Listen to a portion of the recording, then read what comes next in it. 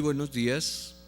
El Consejo Académico de la Universidad Nacional de Colombia y la Unidad de Medios de Comunicación les dan la bienvenida a este segundo ciclo de debates sobre el tema de educación superior, cuya sexta y última sesión tiene lugar el día de hoy sobre el tema de lo público y lo privado en la educación superior. Esta sesión de debates ha sido convocada directamente por el Consejo Académico en el entendido de la importancia que tiene para nuestra institución debatir precisamente sobre la educación superior en el país, y ha sido convocada incluso con antelación a que la educación se convirtiera en un tema de discusión que interesa ya no solo a quienes estamos vinculados al ámbito académico, sino a la nación en su conjunto, habida cuenta de una serie de cambios que se han dado en el país frente a la preocupación por la educación superior. Particularmente el Gobierno Nacional la ha establecido como uno de sus 3 ejes de prioridad, y recientemente se han presentado una serie de manifestaciones desde el sector privado y desde otros sectores del país que se orientan precisamente a preocuparnos de modo más profundo y de modo más estructural por este tema de la educación superior.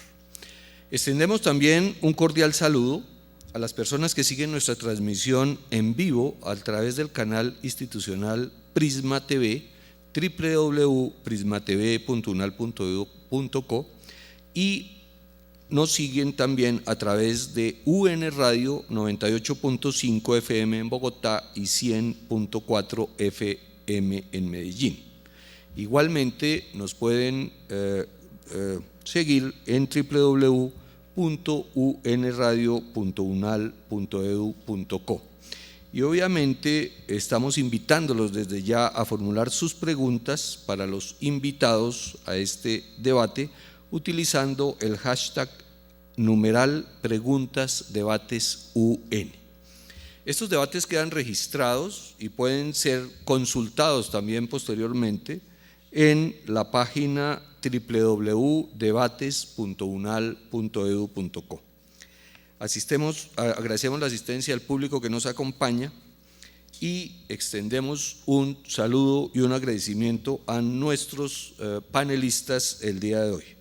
El director de Demopaz, el doctor Carlos Gaviria Díaz, el profesor de la Universidad Nacional de Colombia, Leopoldo Múnera, el representante estudiantil ante el Consejo Superior Universitario de la Universidad Nacional de Colombia, Amaury Núñez, y la profesora emérita de la Universidad Nacional de Colombia de la sede de Medellín, María Clara Echeverría. El siguiente es el orden del día. Primero, intervención e instalación del señor vicerrector de la sede de Medellín, profesor Carlos Alfredo Salazar Molina. Segundo, presentación de un video introductorio al debate de lo público y lo privado en la educación superior. Tercero, intervención de los invitados que nos acompañan el día de hoy. Cuarto, ronda de intervenciones de los invitados coordinada y organizada por la moderación del debate. Quinto, ronda de preguntas recibidas mediante redes sociales y de quienes nos acompañan hoy en la sala. Está con nosotros y extendemos también un saludo de agradecimiento a Sandra Valencia Toro, periodista de Teleantioquia, quien gentilmente nos va a colaborar con la moderación de las intervenciones y con la coordinación de las preguntas que hagan ustedes y mediante redes sociales a los panelistas. En primer lugar, entonces, le damos paso al señor vicerrector Carlos Alfredo Salazar, quien instalará el debate el día de hoy.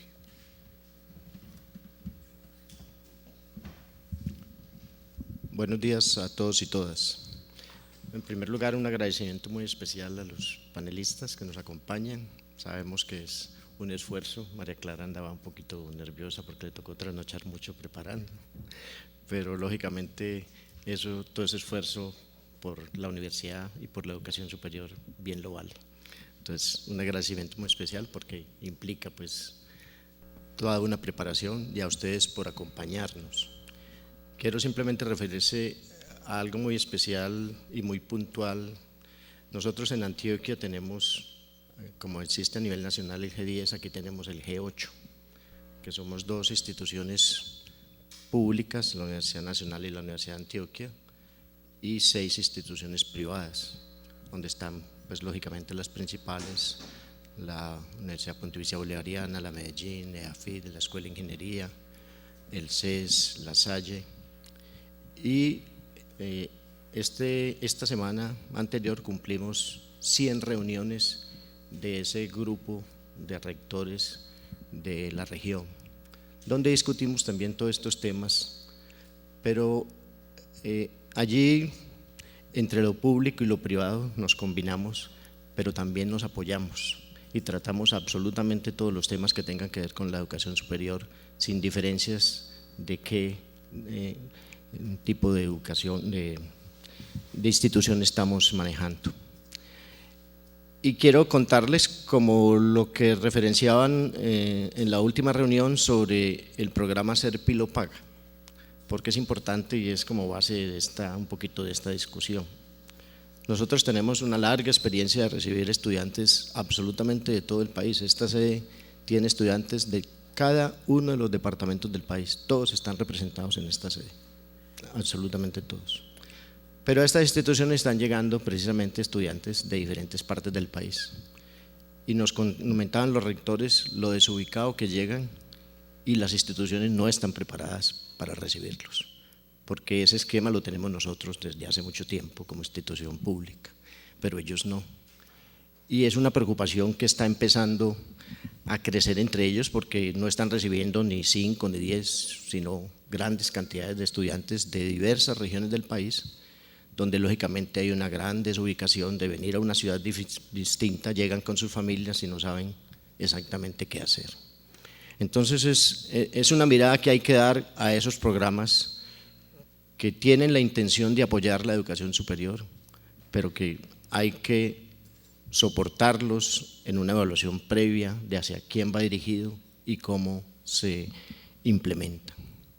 Entonces quiero dejar simplemente esa referencia que es de la semana pasada, porque es parte de la discusión de si realmente eso va a ser un buen aporte a la educación superior, si va a apoyar la universidad privada o si básicamente es un programa que requiere una modificación en su estructura.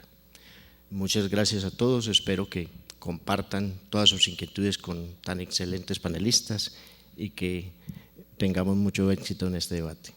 Bienvenidos.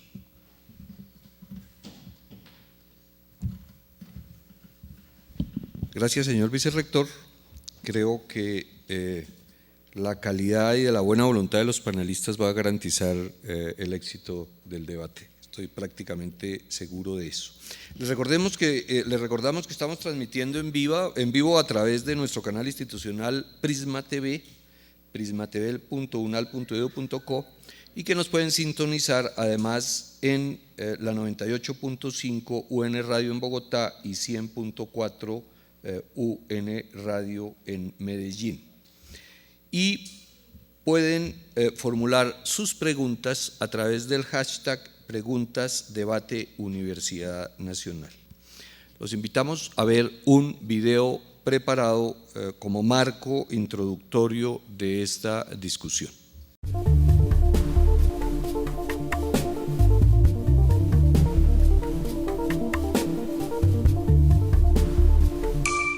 Tanto la universidad pública como la universidad privada ejercemos una función pública, que es la función de la educación. Obviamente en cada uno de los campos tenemos una responsabilidad diferente. La universidad pública, pues como su nombre lo indica, maneja recursos públicos, obtiene sus recursos directamente del Estado. La universidad privada obtiene sus recursos de otras fuentes diferentes al Estado, pero ambos ejercemos funciones públicas y, por ejemplo, las universidades privadas pues ejercemos función por delegación del Estado, pero ambos ejercemos una función pública. Yo creo que en esta sociedad postmoderna Al igual que en la sociedad moderna, cuando comenzaron a ventilarse todas estas diferencias entre lo público y privado, o comenzaron a profundizarse en esta sociedad en donde hemos profundizado en los derechos fundamentales de la persona, en donde deberíamos caracterizarnos no tanto por la globalización como negocio o como una comunicación mucho más efectiva y rápida, sino como una sociedad mucho más ilustrada, ¿ya? Que no le tenga miedo a pensar y que no le tenga miedo a avanzar precisamente en ese tipo de cosas. Allí lo público y lo privado, bien constituido, sería algo extraordinario para la educación, para poder que ese derecho sea realmente real para la totalidad de las personas de un país. En realidad en Colombia toda la educación superior es pública. Ya la diferencia que tenemos es en cuanto al presupuesto, digamos a los medios de apoyo tanto para una como para otra. La universidad pública, siendo un servicio público, tiene el respaldo del gobierno nacional o departamental o inclusive local. Entonces tiene unos recursos asignados para el desarrollo de sus programas y su presupuesto general. La universidad privada, aunque presta un servicio público también a la educación, sin embargo tiene que buscar sus propios recursos de financiación, que en gran parte vienen por el costo de las matrículas que pagan los estudiantes. Ya otros recursos entran, digamos, por las licitaciones en que participamos las universidades para el campo de las investigaciones u otros servicios que podamos prestar a nivel empresarial y también estatal. En países como el nuestro, países que estamos buscando una salida al desarrollo, es fundamental que el Estado invierta el número de recursos, ojalá el más generoso posible, para varias funciones misionales de la universidad. La primera, que es la educación, dijéramos, en pregrados, para que nadie se quede con capacidades académicas, nadie se quede por falta de recursos económicos sin educación superior. Ese es un principio de equidad, pero también se requiere ingentes recursos para los segundos y los terceros ciclos universitarios, es decir, aquellos que ya no transfieren conocimiento, sino que generan conocimiento. Y para generar investigación o generar conocimiento a través de la investigación, pues se requieren recursos públicos, ojalá lo más generoso posible. De ahí que es la necesidad, no solamente por razones de equidad, sino también por razones de desarrollo social. Hoy en día, en la sociedad actual, ya no hay ese enfrentamiento entre lo que es lo público como lo estatal, o lo público como lo que atañe a la sociedad civil, y lo privado aquello que es de lucro y hecho para lucro de unos individuos, sino que se está desarrollando desde hace mucho tiempo todo un intermedio entre esos dos intereses. En realidad esta es una responsabilidad que tienen todos los gobiernos, tener una financiación para sus centros de educación superior. Igualmente, las universidades privadas también hemos tenido como un pedido en este sentido de tener unos ciertos apoyos estatales también para el desarrollo de la educación superior, lo cual podría ayudar inclusive a bajar ciertos costos de matrículas para los estudiantes. Nosotros ahora aprovechamos particularmente las ofertas de becas que hace el Estado, que hacen los fondos también privados, que hace por ejemplo el Fondo EPM en Medellín, para tener allí como unos subsidios o unos aportes que ayuden igualmente a la formación de nuestros estudiantes. Pero en general el Estado tiene esta gran responsabilidad de aportar y apoyar no solamente a la formación, sino también para la investigación.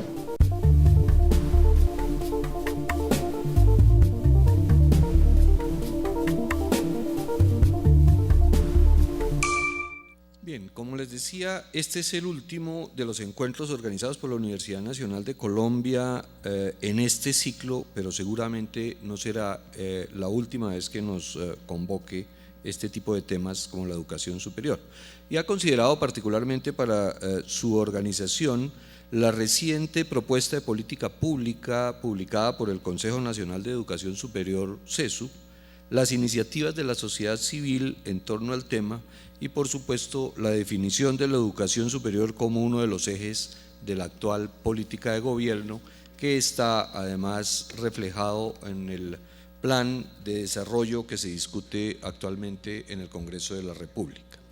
Los interrogantes que guiarán esta discusión son: ¿qué es lo público de la universidad pública y lo público de la universidad privada? ¿Por qué la universidad requiere financiación pública y cuál debe ser su orientación en la educación superior? ¿Cuál ha sido y debe ser el papel de la Universidad Nacional en el sistema de educación superior? Para responder estos interrogantes y para introducir su punto de vista particular sobre el tema, cada uno de los panelistas contará con 15 minutos y luego la moderadora hará una ronda de preguntas para dar paso a formular las preguntas provenientes del público asistente a la sala y las que se recojan a través del hashtag PreguntasDebatesUN por redes sociales. Agradecemos nuevamente a Sandra Valencia y le damos paso para iniciar este debate. Muchísimas gracias. Profesor Franklin, muchas gracias. Buenos días a todos los asistentes. Quiero agradecer al Consejo Académico y a la Unidad de Medios Unimedios por haberme invitado a ser parte de la moderación de este segundo ciclo de Debates UN, que hoy nos convoca frente a un tema que, como ya lo veíamos en contexto, por estos días se reciben muchas iniciativas por parte de la sociedad civil frente al tema de la educación superior, y el Gobierno Nacional también lo tiene como parte de sus prioridades. Es por esto que hoy estamos aquí, para reflexionar, para ahondar, para que ustedes también se informen frente a lo que debe ser la política pública en los próximos 20 años frente a la educación superior. Las personas que nos acompañan a través del canal Prisma, en www.prismatv.unal.edu.co, UN Radio 98.5 FM en Bogotá y 100.4 FM en Medellín, pueden participar también con nosotros en redes sociales, bien sea viendo también la transmisión en www.unradio.unal.edu.co, y pueden preguntarnos para la siguiente fase de este debate, que va a ser un debate reflexión conversatorio, con el hashtag #pregunta debates UN, frente a todas estas reflexiones, planteamientos, análisis que nos van a presentar nuestros panelistas. Es un honor saludar entonces en este panel. Vamos a comenzar con las mujeres, las damas. La profesora emérita de la Universidad Nacional de Colombia, María Clara Echeverría, quien está con nosotros, gracias por estar con nosotros. Vamos a saludarlos y ya tú entras como primera ponente. También nos acompaña el doctor Carlos Gaviria, director de Demopaz, Leopoldo Múnera, profesor de la Universidad Nacional de Colombia, y por supuesto a Mauri Núñez, quien es el representante estudiantil ante el Consejo Superior Universitario. Ya se plantearon las preguntas previas, ahora sí, profesora, el auditorio es suyo. Adelante. Bueno, muchas gracias. Esto de ser mujer, pues también tiene unas ventajas, porque si me tocaba de última, yo no podía decir nada después de que ustedes hablaran. Entonces, bueno, muchas gracias a Unimedios, que respeto mucho el trabajo que está haciendo, y al Consejo Académico. Haber hablado aquí es por allí una picardía del vicerrector. Yo voy a leer una cosita de Zygmunt Bauman, que tiene un libro que se llama Vidas desperdiciadas, la modernidad y sus parias. La producción de residuos humanos, o para ser más exactos, seres humanos residuales, excedentes, superfluos, es decir, la población de aquellos que o bien no querían ser reconocidos, o bien no se deseaba que lo fueran, o que se les permitiese la permanencia, es una consecuencia inevitable de la modernidad. Ojalá pues le podamos quitar el inevitable. Pero este es el país en que nosotros también estamos, ¿sí? Para contextualizar mi enfoque, y creo que no voy a alcanzar a decir sino la contextualización, quiero hablar de la universidad como propósito público. Y me preocupa mucho que en todas estas discusiones, yo he estado oyendo los debates ahí me trasnoché oyendo lo que tienen montado en la web, se habla mucho de educación, pero no se habla de la educación en relación con la investigación, con la extensión, con la construcción de opinión pública como un proceso educativo ciudadano, y creo que ahí hay un enfoque bastante reduccionista. Mi enfoque primero es una universidad pública requiere en este momento del país, con nuestra historia y con nuestra coyuntura, y así esa coyuntura llegase a ir por el camino que no imaginamos, requiere un compromiso con la guerra y la paz. O sea, con la supresión de la guerra y con la construcción de la paz. La reconciliación y el posconflicto y el camino hacia la paz tienen que ser estructurantes de la política pública colombiana de educación superior y no pueden reducirse a escenografías discursivas para ubicar reflexiones latentes desde años atrás entre las dirigencias políticas y universitarias. Nuestra gran diversidad y desigualdad regional y sus dramáticas realidades claman que la nación repiense sus demandas de conocimiento, formación e investigación. El otro punto es universidad, Estado, derecho y financiación. Me preocupa del video que vimos una tendencia a disolver las diferencias entre lo público y lo privado.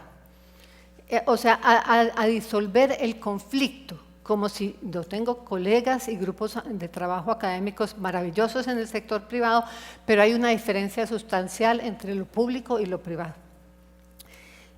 La universidad pública tiene la obligación de orientarse a cumplir el derecho a la educación a cabalidad y con calidad, lo cual no es exigible a la universidad privada, que pueden brindar la educación como servicio. Y el Estado tiene la obligación de asignar los recursos necesarios e implementar las estrategias sociales, institucionales y territoriales, insisto en lo territorial, porque ese es mi énfasis de trabajo académico también, el hábitat y el territorio, adecuadas para su cumplimiento. Otro punto, privatización. La política educativa, como ha sucedido en salud, vivienda y planeación, viene desmontando el subsidio a la oferta organizada y el respaldo a la institucionalidad pública. Ese es un patrimonio que tenemos para transitar al subsidio a la demanda individual y a la transferencia de funciones hacia lo privado, debilitando la responsabilidad pública sobre la educación pública, vale la redundancia. Las becas y los préstamos educativos individuales no pueden convertirse en piezas que justifiquen el debilitamiento del derecho mediante recortes financieros a las instituciones públicas de educación e investigación. Otro punto, el conocimiento y la educación como patrimonio. El conocimiento y la educación son un bien cultural y un patrimonio a conservar y a potenciar. Así, a la vez que se busca el acceso a la universidad con equidad, se debe proteger la memoria, el saber, el acumulado y el potencial latente derivado del ejercicio público de la educación y la investigación. O sea, las universidades y 3 o 4 universidades muy importantes de este país, más también otras regionales pequeñas, las universidades de investigación son un patrimonio que no podemos dejar que la sociedad, por un cambio en sus políticas hacia la privatización, debiliten. O sea, es increíble, o sea, votar estos patrimonios, la Universidad de Antioquia, la Universidad del Valle, la Universidad Nacional, la UIS y muchas universidades regionales. Territorios y grupos vulnerables. La educación de los estudiantes de territorios o grupos vulnerables no puede depender del sistema de acceso fundado en la competencia por becas que convienen a los mejores estudiantes, ni en préstamos que convienen a aquellos de ingresos medios. En el camino hacia la paz, estos grupos requieren una política pública contundente que logre su acceso y permanencia dentro del sistema educativo. Nosotros no podemos ser selectivos para el derecho a la educación pública, para el derecho a la educación universitaria. No puede depender de que sean los mejores estudiantes, aunque ya hay de hecho un examen de admisión que hace algún filtro, pero que solamente quien acceda a una beca entre a la educación pública es absolutamente inconsistente en términos de derechos. Territorios y regiones. Aunque el documento CESU aluda a la regionalización, los territorios no constituyen en este una categoría central, ni las realidades y la diversidad de las regiones son consideradas para imaginar una política contextual y territorialmente referenciada. Yo tuve la suerte de trabajar en Colciencias hace muchos años, por delegación de la universidad, por comisión más bien, y me tocó diseñar la política o proponer la política de regionalización en ciencia y tecnología en los 90, y luego coordinar la Misión Regional de Ciencia y Tecnología del Noroccidente colombiano, y formulábamos la construcción de las regiones como sujetos académicos, no como objetos académicos, o sea, no como objetos de investigación, como sujetos del conocimiento, y no como clientes para las ofertas de servicios educativos o como objetos de investigación de expertos de las universidades más fuertes, incluyéndonos a nosotros, o de los investigadores extranjeros. Tomemos el caso de lo que era la Amazonia, cuando en un momento dado ha sido el gran tema de investigación, pero no han sido los objetos de conocimiento. Allá hay mucho por trabajar en términos de descubrir cuál es el conocimiento, cómo construir ese saber, cómo nosotros desde la universidad fortalecer eso y ayudar a la institucionalización de sus capacidades. De hecho, la Universidad Nacional allí tiene una sede.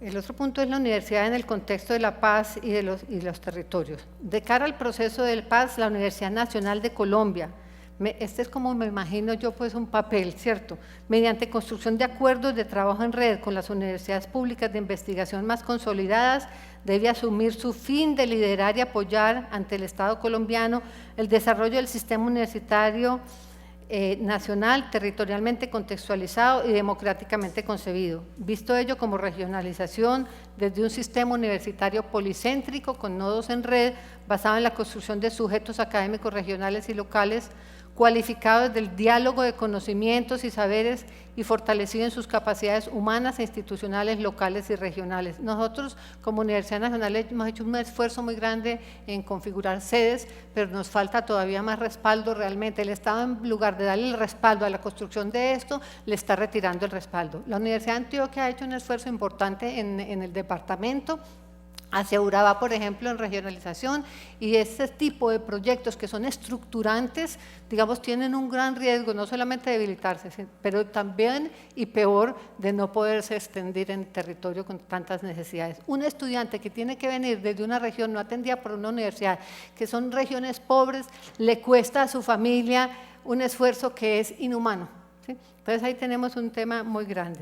En ello no basta ofrecer el servicio educativo, sino que requiere crear la institucionalidad local y formar sus cuerpos docentes y de investigación, extensión y proyección social.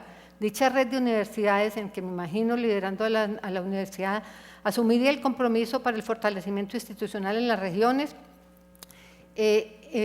vinculando Estado, comunidad, sociedad civil, etcétera, y apoyar el establecimiento de los grupos académicos locales. Un punto. Otro es territorios invisibilizados. Cuando trabajábamos aquí en el Foro Urbano Mundial, veíamos cómo, igual que estos que hablábamos de Bauman al principio, son territorios que no se quieren ver, que no los observamos, que no los conocemos desde adentro, o cuando más nosotros como investigadores vamos allá y nos los imaginamos de acuerdo con nuestras categorías de observación. Hay que construir nuevas categorías desde lo que son las emergencias, digamos, de lectura de sus propios territorios, de los propios habitantes. Estos territorios invisibilizados para la educación superior del país no son identificados y no tienen reconocimiento de lo que ellos portan y requieren en términos de conocimiento. Enfoque territorialmente referenciado.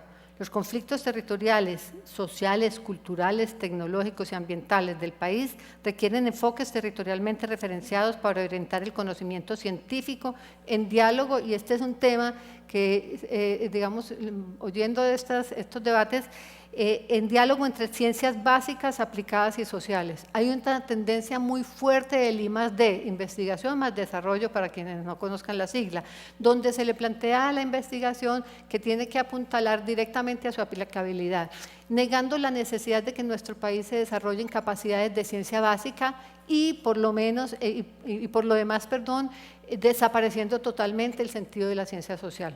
La ciencia social, los campos de la cultura, el campo de las artes son elementos importantes del desarrollo de una formación integral de una sociedad y se dejan debilitadas. Entonces ese diálogo es necesario, eso tiene que ver con el pensamiento complejo, en diálogo entre las ciencias. Orientar el conocimiento científico a sus realidades y aportar a la reconciliación, al desarrollo de las comunidades implicadas y a la posibilidad de paz. Generación de nuevas demandas de conocimiento. Ha habido la insistencia en que las universidades tenemos que responder a las demandas de la empresa privada, o responder a las demandas del Estado, o responder a las demandas internacionales que por lo demás nos dominan tanto que cuando diseñan políticas de financiación ponen las prioridades y nosotros acabamos acomodando todos los proyectos de investigación a esas prioridades, ¿sí? Y en lugar de eso, si la universidad es un ente pensante, es un ente de conocimiento, como entidad de conocimiento, tiene que identificar nuevos campos de conocimiento, identificar nuevas preguntas e incidir en la sociedad para que se generen nuevas demandas de conocimiento de aquello que la sociedad misma no está pidiendo.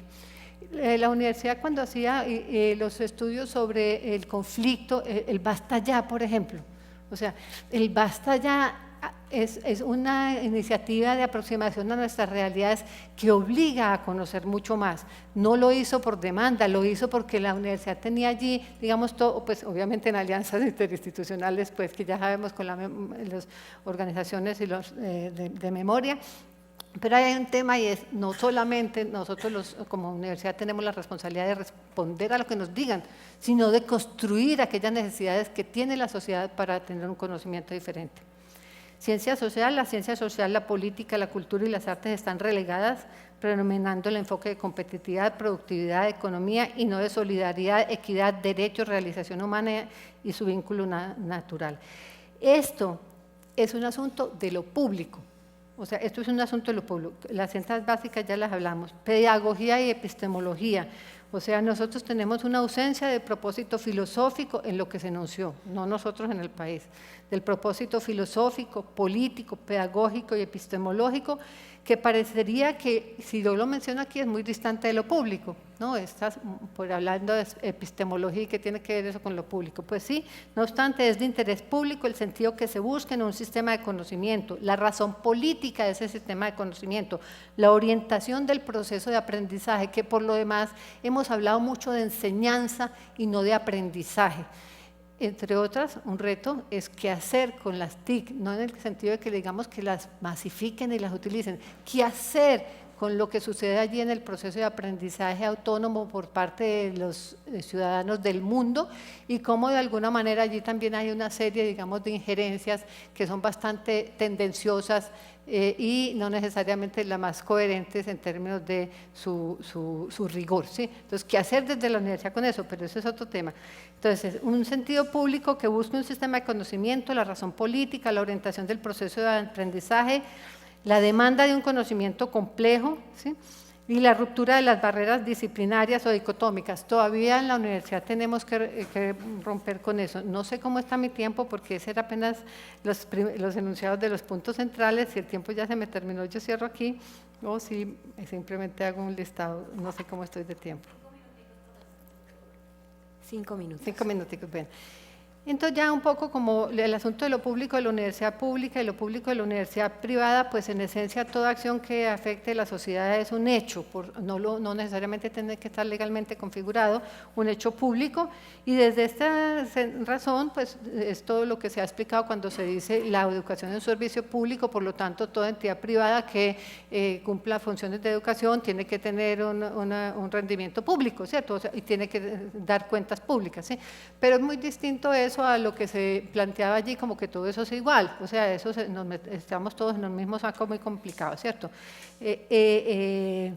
Digamos, en cuanto a servicio, sí, la educación es un derecho, no es un servicio público, el servicio público es el atributo que satisface ese derecho, digamos, ¿cierto? Entonces, partiendo de que la educación es un derecho, en la mayoría de los países que se ha optado por formar parte de los lineamientos establecidos internacionalmente, se confunde ese derecho con el servicio público, que es lo que vimos en este video. En la universidad privada el derecho es optativo, o sea, no tienen la obligación de realmente ser quienes satisfacen de manera completa y equitativa a la nación colombiana ese derecho. Ellos son un componente que brinda la oportunidad de servirse de ellos para la satisfacción de ese derecho. En la universidad pública el derecho es connatural, o sea, la emergencia nuestra es asumida, aquí tengo constitucionalistas y me muero el susto de hablar de estas cosas con el doctor Carlos, pero la universidad es asumida en esencia, como su razón de ser es en esencia, digamos, el servir públicamente desde allí, el buscar que ese derecho se realice, ¿cierto? Es obligatoria su función desde la educación como derecho, está asociado de forma indivisible al desarrollo y acceso al conocimiento, ¿sí? Y estaríamos refiriéndonos a la formación, a la cultura, a la investigación y a lo político como perspectiva de bien público, ¿sí? Bueno, hay un asunto que es lo pertinente, lo impertinente y lo viable. Hay temas que son espinosos, hay temas que son impertinentes. Se ha hablado mucho de que la universidad tiene que ser pertinente y que debe atender los temas que son de pertinencia nacional. Los buscamos todo el día en la universidad pública, es claro, pero hay que ser impertinentes en el sentido de que hay que tocar aquellos temas que van a generar roncha, que van a generar problemas. La universidad pública y la nacional en particular, por lo menos en su visión, no sé en qué parte, se plantea como el espíritu crítico de la nación, ¿sí? O sea, tenemos que ser impertinentes. Y por otro lado hay campos de conocimiento que maneja una universidad pública que muchas veces, porque no son rentables, porque no son de aplicación inmediata, son un patrimonio que hay que garantizar que siga dándose y tiene que seguirse defendiendo y protegiendo. Hay temas inviables económicamente, y esa discusión la daba hace muchos años cuando era vicerrectora con un asesor del rector que decía que nosotros teníamos que ofrecer lo que demanda el medio y nosotros no solamente eso, tenemos que ofrecer aquello que se requiere para una sociedad, así no lo demanden y sea rentable. Entonces hay que ser también, asumir temas inviables. Lo cierro, muchas gracias. Muy bien. Así cumplimos con esta primera intervención, 15 minutos es la metodología por cada uno de los panelistas. Vamos a continuar con Amaury Núñez, representante estudiantil ante el Consejo Superior Universitario. Gracias. Buenos días, agradecer por supuesto la invitación que me hacen para participar de este debate, referido a un tema a mi juicio trascendental para el futuro de la educación superior del país. En primer lugar, también agradecer a los ponentes, para mí es un gran honor participar al lado de ellos de este panel. Y bueno, sobre el aspecto educativo, he venido sosteniendo con bastante frecuencia la importancia que tiene la oferta pública en materia de educación superior. Y hoy se nos ha convocado para discutir acerca de un rasgo común que tiene tanto la oferta pública como la oferta privada de la educación superior, que a mi juicio se remite fundamentalmente al conocimiento. El conocimiento es un bien que le pertenece a la humanidad y está a su servicio.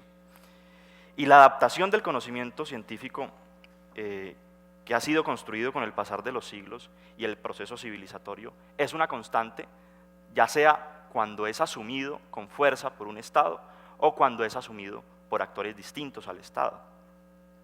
Y la oferta de ese conocimiento, digamos, en cierta medida es lo que establece la diferencia entre el nivel de desarrollo que puede alcanzar en una sociedad y el nivel de desarrollo que puede alcanzar en otra sociedad. En este aspecto, entonces, existe una plena identidad, que es la primera idea. Tanto el sistema público como el sistema privado entregan un conocimiento, pero la diferencia radica, y este es el aspecto central de debate, es que en el caso de la oferta pública, la transmisión y apropiación de ese conocimiento se establece como un derecho que la sociedad demanda de manera masiva y tiende a ser satisfecho por parte del Estado, y en el caso de la oferta privada, la demanda se circunscribe a la capacidad económica, limitando su acceso a quien tenga cómo acceder a ese conocimiento. Ese es, a mi juicio, el debate sobre, digamos, las capacidades que tengan o no unas sociedades de ofrecer educación pública y qué tanta participación se le otorga a la oferta privada en dicha sociedad. Y con esto lo que quiero significar es que los costos de la educación son altamente crecientes. La calidad de la educación es directamente proporcional a los costos que se asumen para ofertar esa educación. Y allí hay una segunda diferencia entre la oferta pública y la oferta privada. Porque quien accede a la educación privada debe tener como principal fundamento que, de acuerdo con la cantidad de dinero que pague por su matrícula, recibirá una educación de X o Y calidad. mientras que en la oferta pública, asumida con propiedad mayoritaria e incluso exclusivamente por parte del Estado, la educación tiende a ser de altísima calidad porque un Estado es el principal músculo económico de cualquier sociedad. Ahora, en el aspecto de la educación privada, la pregunta debe ser si esta debe ser la regla general para quienes quieran acceder a educación superior. Es decir, ¿cuántas personas deben pagar para acceder a la educación superior en una sociedad? ¿O qué tan fuerte es la oferta pública para poder satisfacer esa demanda que hay en cualquier sociedad? Y para comprender mejor este debate, yo quisiera remitirme a lo que ha venido ocurriendo en Colombia durante los últimos 23 años, desde la implementación de la Ley 30 de 1992, que es la Ley de Educación Superior. Cualquier debate sobre qué tan derecho fundamental es o no la educación en un país debe pasar por qué cantidad de recursos destina el Estado para ofertar educación. En el modelo que se implementó desde el año 92 en el país, se definió que los recursos no iban a crecer de una manera constante respecto a las necesidades que irían teniendo las universidades en materia de infraestructura, de contratación de personal docente, de cubrimiento de programas de bienestar, entre muchos otros aspectos.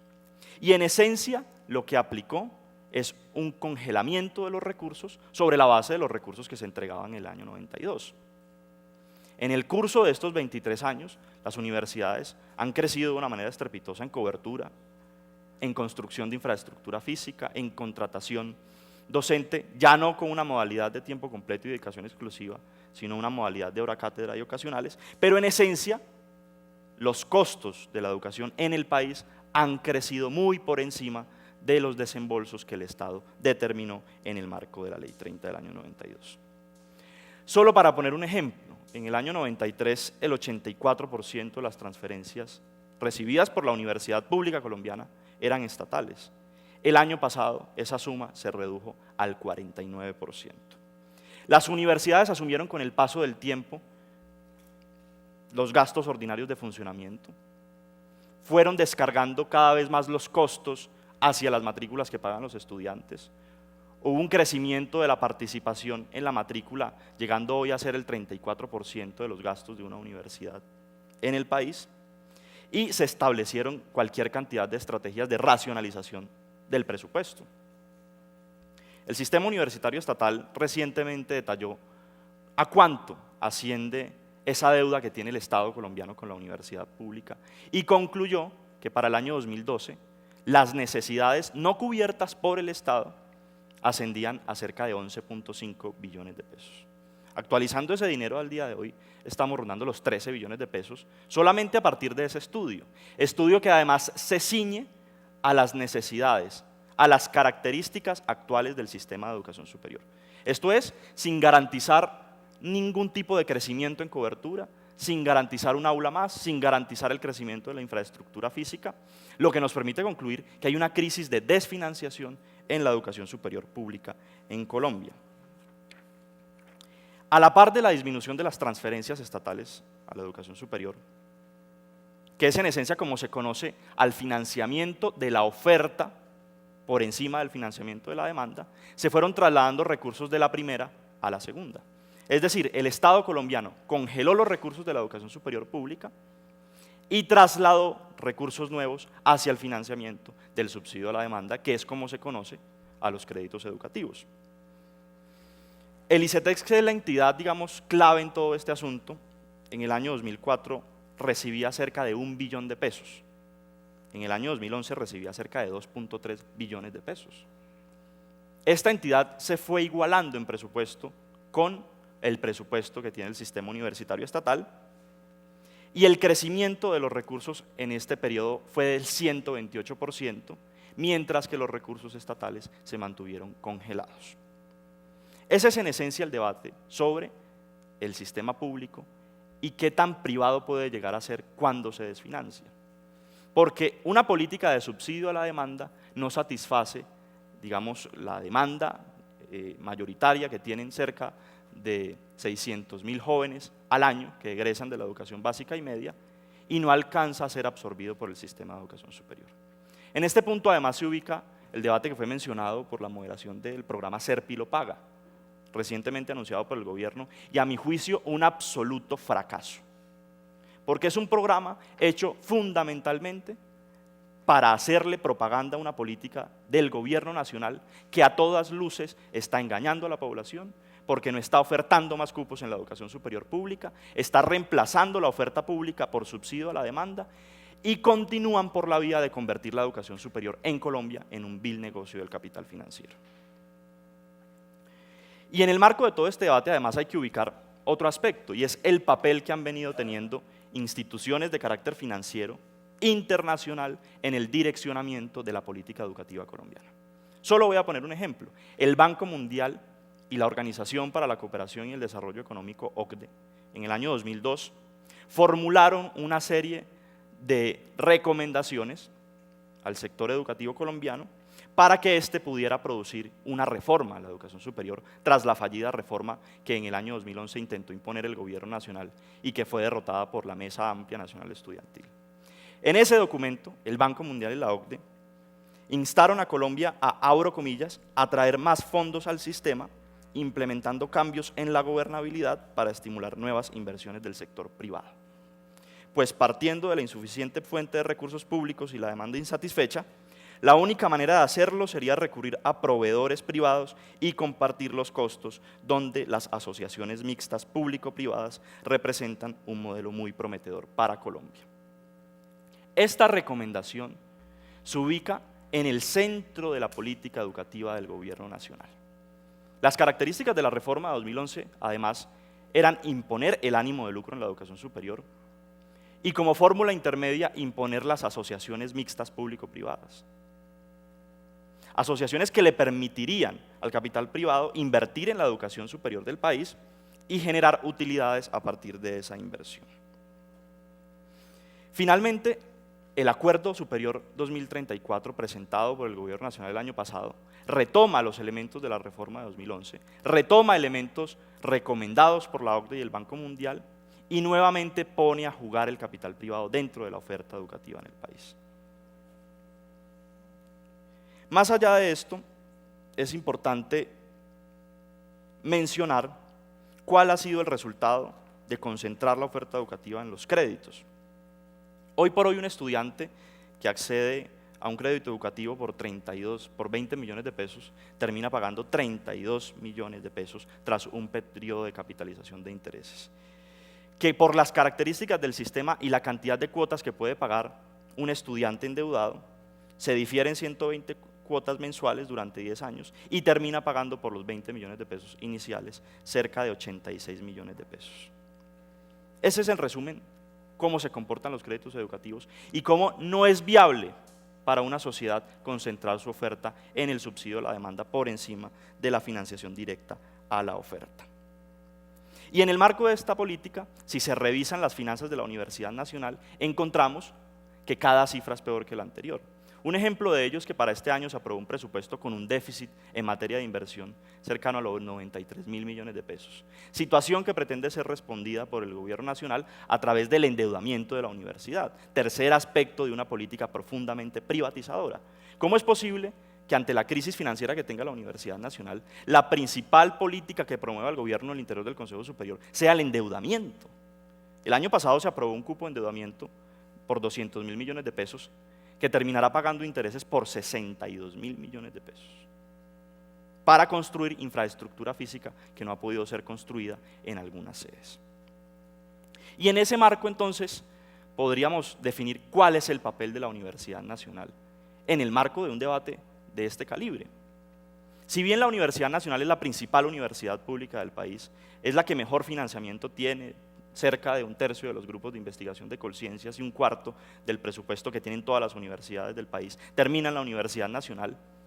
Todas las crisis que se puedan reflejar en la universidad pública se reflejan al interior de ella. Recientemente han habido debates acerca de la situación financiera de Facultad de Ciencias Humanas en la sede de Bogotá, de Odontología en la sede de Bogotá, de Ciencias Agropecuarias en la sede de Palmira, y frente a esto no hay absolutamente ninguna política del gobierno direccionada a entregarle los recursos que faltan para contratar docentes o para construir infraestructura física. ¿Cuál debe ser el papel de la Universidad Nacional entonces en este contexto?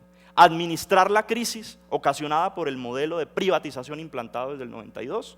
¿O exigirle al gobierno una política seria que trascienda el Acuerdo Superior 2034, que, insisto, es un acuerdo de papel que no fue concertado con la comunidad universitaria y que insiste en los mismos elementos privatizadores del año 2011 en el propósito de entregar la educación superior del país al capital financiero? Si la Universidad Nacional se pone a la delantera de este debate y exige más recursos directos para la oferta educativa por encima del subsidio a la demanda, a mi juicio está cumpliendo su papel como principal institución educativa de Colombia. Si la Universidad Nacional, además coincidiendo con lo referido por la profesora, se pone a la delantera de este debate, será posible que le hagamos frente a la mercantilización de la educación superior. De esto hay cualquier cantidad de evidencias y creo yo que es justo y necesario que se tengan en cuenta los reclamos de la comunidad universitaria para exigir mayor presupuesto. Y finalmente, referirme a varias consecuencias que ha tenido este modelo durante los últimos años. En primer lugar, se ha enterrado definitivamente la gratuidad en la educación universitaria y ha sido reemplazada por matrículas diferenciadas y crecientes. En segundo lugar, el acceso a la universidad se ha convertido en un elemento que solo puede ser cubierto por quienes puedan pagar una alta matrícula. En tercer lugar, la financiación a la demanda con el crédito educativo de estudia ahora y pague después involucra a los estudiantes en las desdichas del sector financiero. En cuarto lugar, el criterio de una buena administración no consiste en brindar la mejor educación, sino en obtener el mayor rendimiento de los recursos conseguidos. En esto se centran todas las estrategias de racionalización de recursos que traté. En quinto lugar, el profesorado de tiempo completo y dedicación exclusiva se considera muy costoso y se reemplaza por profesorado ocasional y de contrato. De sexto, la docencia y la investigación, que son tareas fundamentales de las universidades y del profesorado, se supeditan a la venta de servicios. Hace cerca de 3 días conversaba con el exrector de la Universidad Nacional, José Félix Patiño, acerca de cuál debía ser el papel de la universidad en medio de esta crisis, y él me decía: la Universidad Nacional de Colombia no puede centrarse en la firma de contratos para conseguir recursos. Y para terminar, un punto que a mi juicio es el más importante de todos. Hay 2 modelos contrapuestos en el debate educativo. Un modelo que defiende todo lo que acabo de describir y una privatización a fondo de la educación superior, y un modelo que exige que toda esta realidad sea transformada con la Universidad Nacional a la cabeza y la comunidad educativa exigiendo mayores y mejores recursos para poder cubrir sus objetivos misionales. Muchas gracias. Muy bien, ahí teníamos la intervención. Amaury Núñez, representante estudiantil ante el Consejo Superior Universitario. Recordamos la metodología, son 15 minutos para cada uno de los panelistas. Los presentes pueden elaborar también sus preguntas más adelante. Vamos a estarlas resolviendo y las personas que nos están viendo en directo a través del canal Prisma por streaming también pueden participar en redes sociales con el hashtag PreguntaDebatesUN. Continuamos entonces, invitamos ahora al doctor Carlos Gaviria Díaz, director de Demopaz, para que también haga su intervención como panelista de 15 minutos.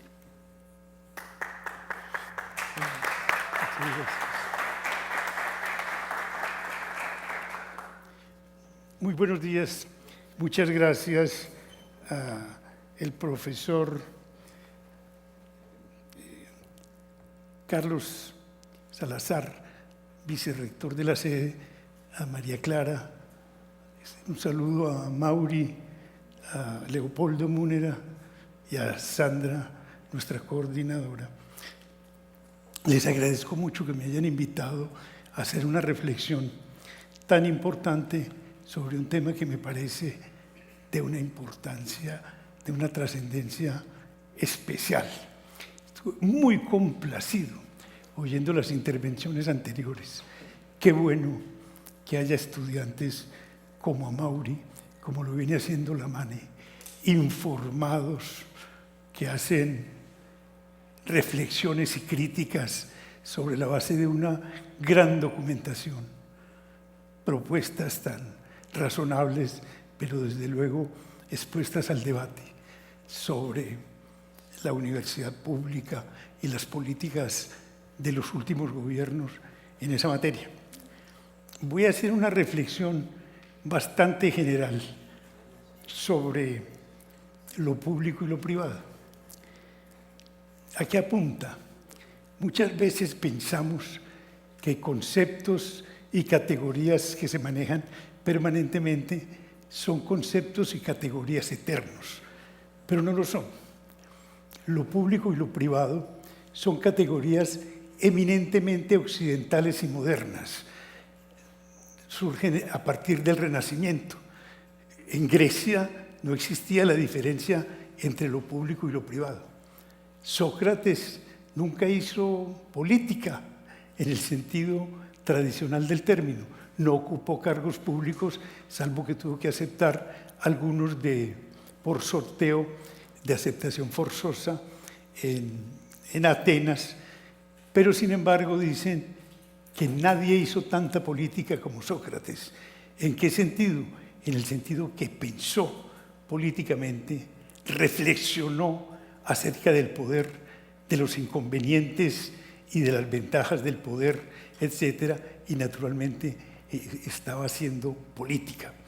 Solamente pienso que a partir del Renacimiento, y especialmente con Maquiavelo, se empieza a mostrar una dicotomía, por ejemplo, entre política y moral. La moral es compatible con la política. Eso no se lo hubieran planteado los griegos, porque para los griegos moral y política eran lo mismo, exactamente lo mismo. En Maquiavelo ya aparece ese problema. Hay un librito cuya lectura yo les recomiendo, que es un libro de Isaiah Berlin, el gran teórico, filósofo político ruso, pero educado en Inglaterra, sobre este tema que se llama Contra la corriente, donde él se plantea cosas de estas. Yo soy un ilustrado, pero hay muchos pensadores que no son herederos de la Ilustración, que han dicho cosas muy importantes. Yo tengo que saber si mis tesis son débiles o dónde está la debilidad de ellos.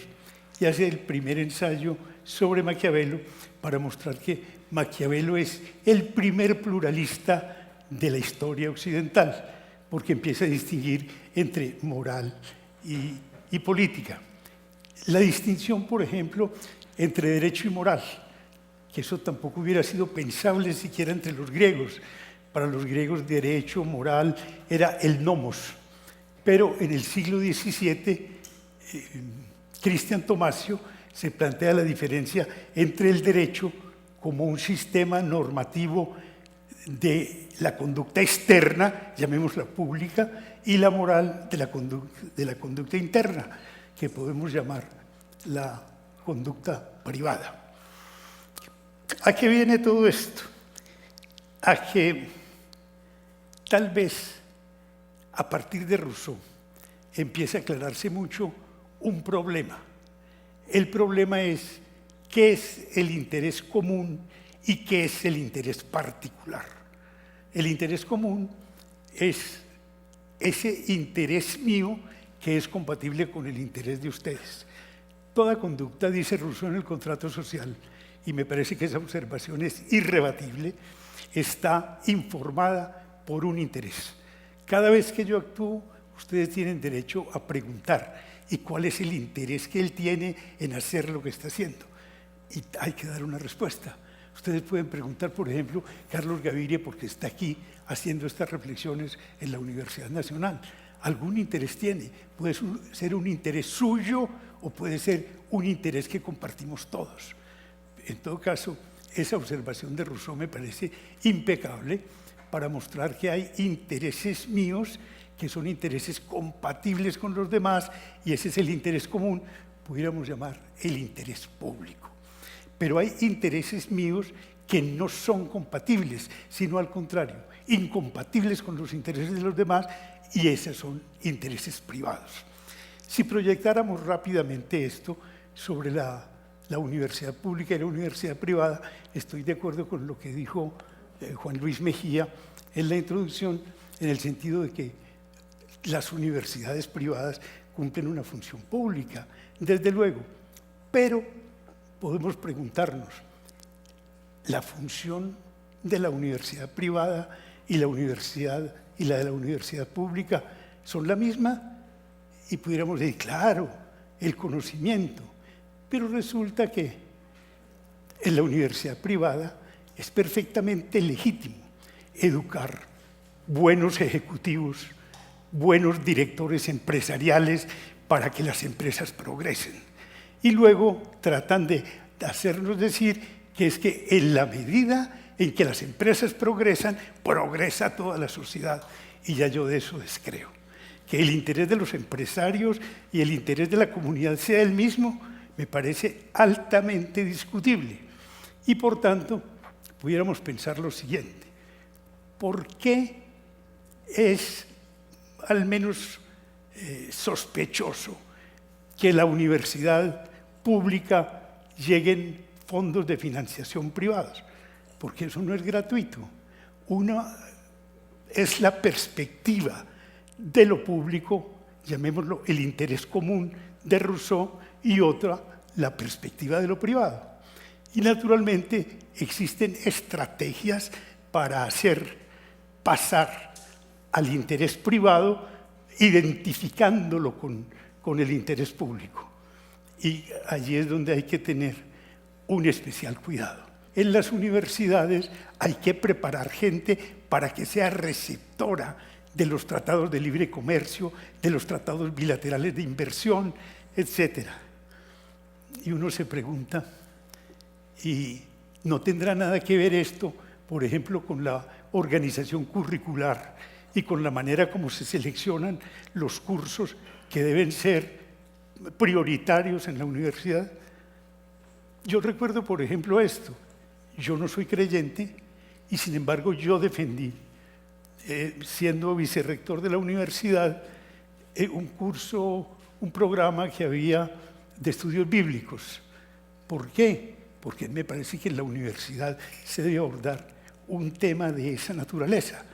Pero pregunto, si estamos en la onda de ser receptores de los tratados bilaterales de inversión, de los tratados de libre comercio, etcétera, ¿qué es lo que se necesita? Ante todo, economistas, se necesita buenos administradores, y uno pregunta, ¿y entonces para qué la filosofía? ¿Para qué la lingüística? ¿Para qué la historia? En la universidad varias veces amenazaron con cerrar el problema de historia porque no tenía sino 7 aspirantes, o el programa de lingüística o de filosofía, y yo no considero una universidad sin ese tipo de programas, porque el compromiso de la universidad es ante todo con el conocimiento, y luego el problema es, ¿y el conocimiento por qué y para qué? Recuerdo algo que me parece muy importante, y es que cuando a comienzos del siglo XIX un órgano periodístico alemán hizo la pregunta, ¿qué es la ilustración? Y se la formuló en primer lugar a Kant. Todo el mundo recuerda la respuesta, que es famosa: la ilustración consiste en salir del estado de ignorancia culpable en que se encuentra la persona humana por no atreverse a pensar. Pero no fue él el único preguntado. Hubo muchos filósofos, teólogos, politólogos, pensadores políticos preguntados, y recuerdo una respuesta tajante de Benjamin Erhard, que era una especie de radical alemán, defensor de la Revolución Francesa, y cuando le preguntaron eso, ¿qué es la ilustración?, dijo, la ilustración es el primer derecho del pueblo en una democracia. No hay que razonar mucho para llegar a esa conclusión. Si en la democracia es el pueblo el que decide, para decidir hay que tener conocimiento, para decidir es necesario cultivar la mente, y por tanto la educación es un derecho prioritario en la sociedad, y sobre todo en una sociedad democrática. Esa estrategia de presentar los intereses privados como coincidentes con los intereses públicos es una estrategia sutil, pero que hay que saber distinguir de una manera muy fina. Recuerdo esto: Hay un librito pequeño que a mí me encanta, escrito por un antiguo profesor, presidente de la Universidad de Chicago, Robert Hutchins, que se llama así, la Universidad de Utopía. La Universidad de Utopía es como quien dice, ¿cómo sería una universidad que estuviera libre de los condicionamientos que el medio le impone? Condicionamientos políticos, económicos, etc.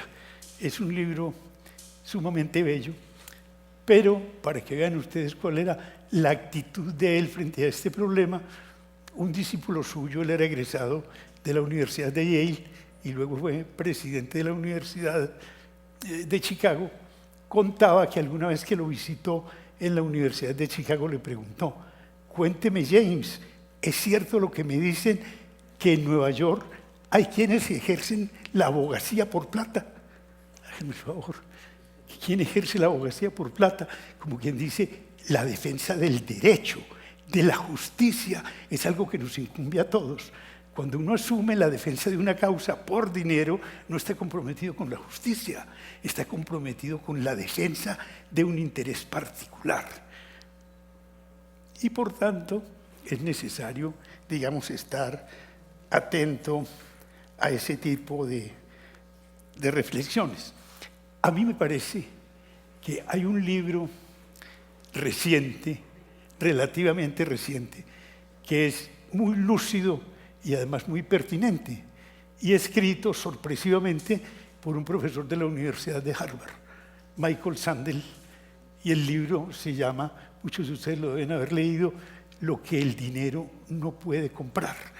Cómo Michael Sandel hace la afirmación de que no estamos simplemente en una sociedad regida por un sistema económico de mercado, sino que estamos en una sociedad de mercado y por tanto que permanentemente se están produciendo más bienes deseables y que únicamente son accesibles a las personas que tienen suficientes medios económicos para adquirirlos, y de qué manera entonces esto va aumentando la brecha social entre los que tienen y los que no tienen, y como cosas que antes era impensable que pudiera comprar el dinero, hoy el dinero las compra.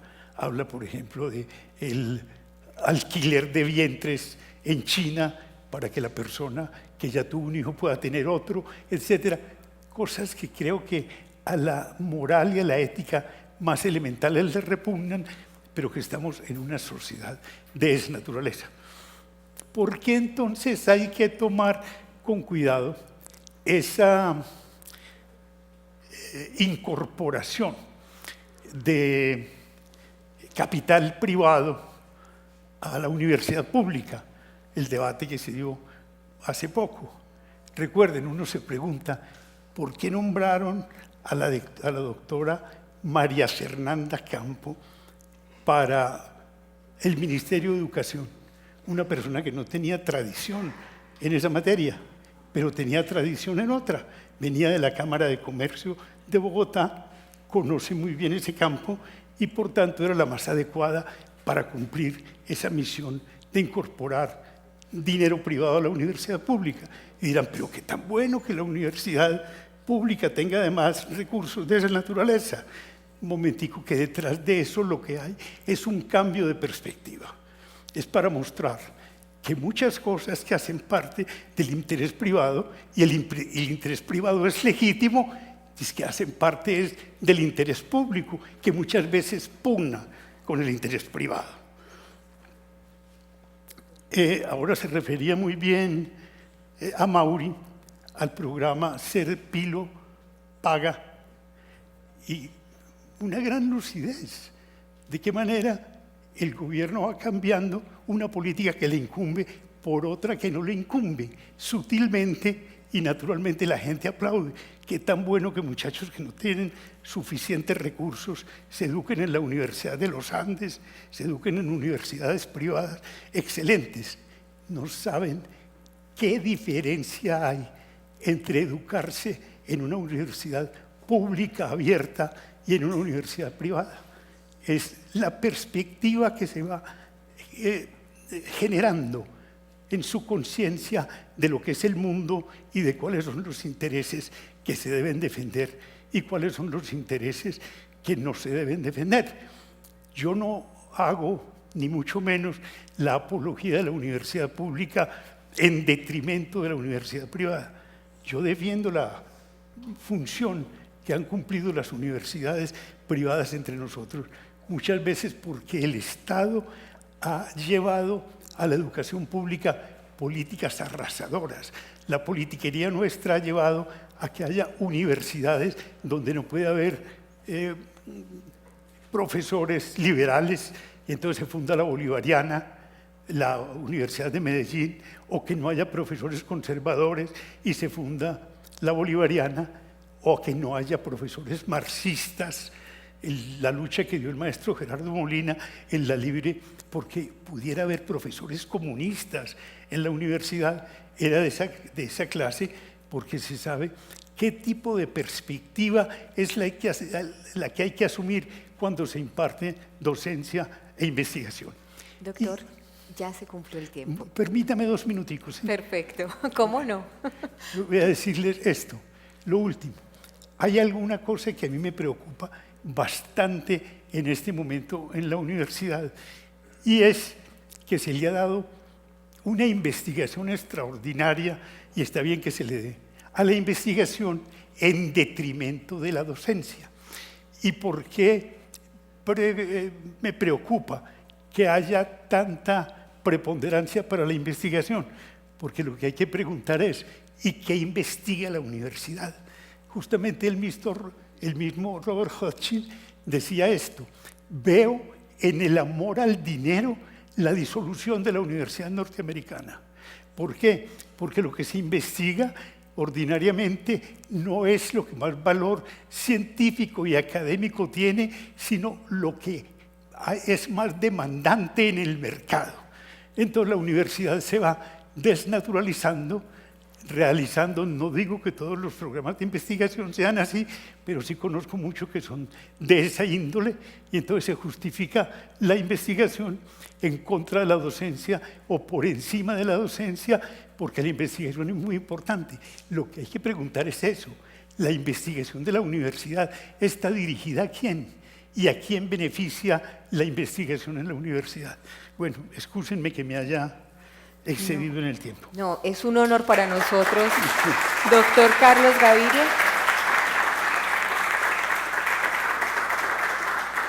Es un honor que nos esté acompañando hoy, es un gusto, siempre es un placer escucharlo, director de Demopaz. Ahora es el turno para otro de nuestros distinguidos panelistas. Él es Leopoldo Múnera, profesor de la Universidad Nacional de Colombia, que hoy también viene a compartirnos sus reflexiones frente a lo público y lo privado en la educación superior.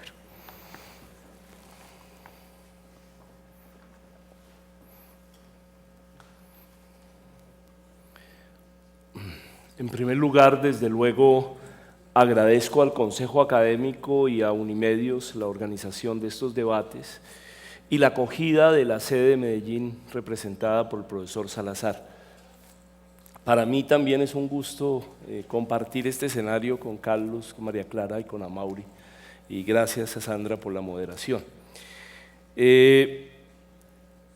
Yo diría, en términos del tema que nos han convocado aquí, que en la modernidad occidental, y en esto coincido con Carlos, lo público ocupa el ámbito de lo común en una relación permanente y de mutua determinación con lo privado, entendido como el ámbito de lo particular. Es decir, hay que entender lo público siempre en relación con lo privado dentro del mundo moderno. En esos términos, el Estado sintetiza en sí mismo una institucionalidad y unos procesos políticos y sociales que hacen referencia a la vida común de los miembros de una sociedad. Por tal razón, denominamos como públicas muchas de sus características: la administración, los bienes a su cargo, las finanzas que gestiona, los servicios que presta, las funciones que desempeña o la burocracia que se encarga de realizar sus acciones. Sin embargo, por la estructuración propia de nuestras sociedades y por su imbricación innegable con el capitalismo, lo público inescindible de lo privado también vive simultáneamente en una tensión con lo privado. Lo público resulta complementario, pero vive en una tensión permanente con lo privado.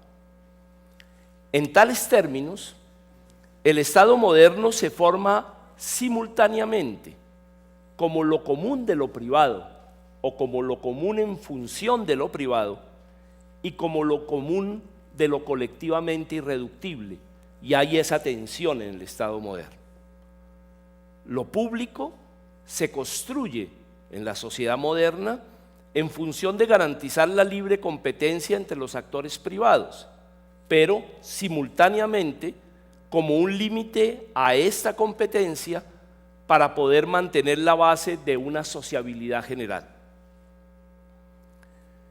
Esta ambigüedad de lo público como lo común de lo privado y lo común que limita lo privado desde lo colectivo vuelve paradójica la pregunta aparentemente simple de este debate: ¿qué es lo público de las universidades públicas y privadas?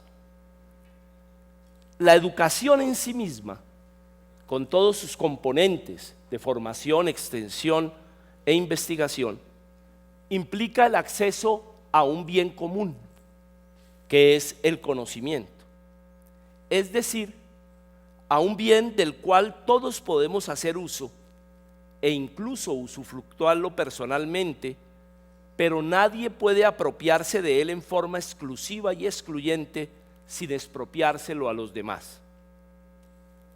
El conocimiento es el producto de un trabajo colectivo con una temporalidad y una espacialidad que hace referencia al conjunto de la humanidad. El conocimiento en los campos de la medicina, la física, la filosofía o las artes, a modo de ejemplo, no es el simple resultado del trabajo individual de un investigador o un pensador, sino de la interrelación entre saberes sociales que solo pueden tener una existencia colectiva y que son de todo el género humano. Sin embargo, el conocimiento es un bien común muy particular, que no vive la tragedia de los comunes, utilizada por Gerrit Hardin para justificar, mediante un dilema lógico inspirado en preocupaciones ambientales frente a la sobrepoblación, la apropiación privada de la totalidad del mundo que nos rodea, que parece que también inspirara el programa Ser Pilo Paga. Al contrario de lo que plantea Hardin, desde supuestos individualistas formulados como hipótesis, el conocimiento no se deteriora con el usufructo de todos y todas o con la apropiación personal, sino que se fortalece continuamente, mucho más que otros bienes como los analizados por Elinor Ostrom. Que el conocimiento sea común no excluye los intentos permanentes por privatizarlo y volver a él, el acceso a él, jerarquizado y excluyente, como podemos observar con la industria farmacéutica o de productos químicos, con las patentes sobre los recursos genéticos, con el lenguaje esotérico de los hiperespecialistas o con las políticas de educación superior colombianas simbolizadas por un programa estatal publicado bajo el lema Ser Pilo Paga. El reconocimiento de la necesidad de acceso universal al conocimiento, entendido como bien común, le da forma al derecho a la educación en cualquier sociedad que se proclame a sí misma como democrática, bien sea como una garantía efectiva o como un horizonte que se debe alcanzar. Simultáneamente, las actividades necesarias para que el acceso al conocimiento sea efectivo implican la prestación de un servicio público, pero son las actividades para el acceso, y de un servicio público que es personal, en el cual, como afirma Carlos Miñana, los profesores y los estudiantes son coproductores y no proveedores y clientes como en la lógica privada. Como en otros derechos en nuestras sociedades, el Estado es el responsable político de garantizarlo. No obstante, el servicio personal y público, las actividades que implican el acceso al conocimiento, pueden ser realizadas por instituciones públicas o privadas, siempre y cuando, y este es el requisito para que sea servicio público, tiendan a garantizar plenamente las condiciones mínimas de cumplimiento del derecho.